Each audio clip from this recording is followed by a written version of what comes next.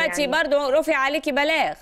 ايوه طبعا، يعني اهلا وسهلا بالبلاغ، لانه هيحرك المياه الراكده اللي من شهر 3 واحنا شغالين فيها، وهي مياه راكده فهيحركها.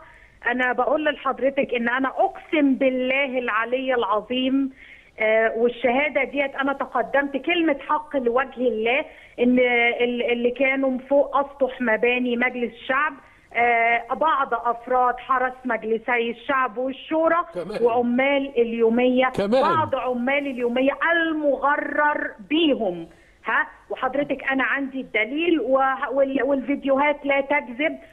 ودول تم تحريضهم والتغرير بيهم وايهامهم بانهم بيدافعوا عن مكان عملهم. اما حضرتك البلاغ او البيان اللي وزع على جميع القنوات التلفزيونيه وجميع الصحف وجميع البوابات الالكترونيه، هذا من قبيل الهراء. وانا لن اكون انا ولا بعض القله المندسه من زملائي مش هنكون احسن من نواره نجم والشيخ مظهر شاهين والدكتور حمزه، يعني ممدوح حمزه. حضرتك ده هذه كلها اوجه لعمله واحده، ماشي. وانا متهمه حضرتك زميل النهارده، ما زال الحشد موجود والجميع النهارده كان بيتربص بي وانا في العمل. احد الزملاء اللي كان اخفهم تربصا يعني قال لي حضرتك يا مدام ايمان من 6 ابريل، قلت له والله هذا شرف لم احظى به. صحيح. فقال لي اصل تقارير الامن جايه بتقول عنك ان انت من 6 ابريل ملفقه بقى من 6 ابريل تقارير ملفقه يا ايمان. تقارير ايه؟ هو امن الدوله رجع تاني؟ أيوة. قال لي ايوه، ما هو الامن الوطني هو امن الدوله. قلت له طب كويس والله ان هو يعني كانوا زمان بيقولوا عليا يا دكتوره هاله الشيخه ايمان ذات الافكار المتطرفه، لاني كنت بخلص شغلي واروح اصلي وبقول كلمه حق. لما لقوا ان الرايجه النهارده مع التيارات الاسلاميه والمشايخ قالوا عليا من 6 ابريل، وهذا شرف لم احظى به.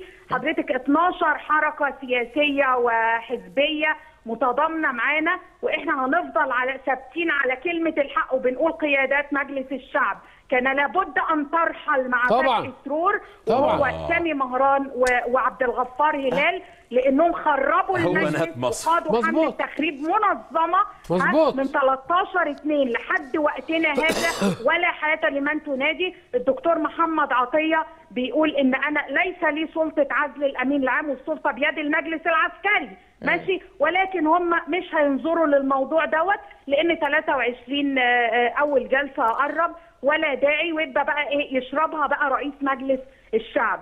احنا برضو يا ايمان يعني يعز علينا جميعا وعلى جميع المصريين ان يكون اللي بيمضي على كرنيهات الاعضاء بتوع الثوره برلمان ما بعد الثوره هم رجال فتحي سرور والله بحييك يا ايمان، والله بحييك، شهاده مني بذلك. بحييكي والله. وسلمي لي على عمي جورج حضرتك، ربنا يخليكي. قولي له ان ال 25 جلسه بعد اذنك يا دكتوره هاله، ال 25 جلسه دول اسمهم بدل جلسات اثناء عدم انعقاد.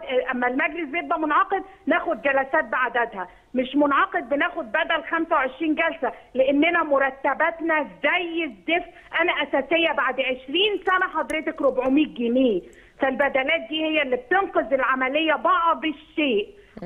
ماشي يا ايمان. يعني بس هو ده كان ماشي يا ايمان، بنحييكي. شكرا يا ايمان. والحقيقه انا برضو عايزه اكد ان احنا مش عايزين نشخصن المشكله، اذا كان هناك مشاكل او اذا كان هناك فعلا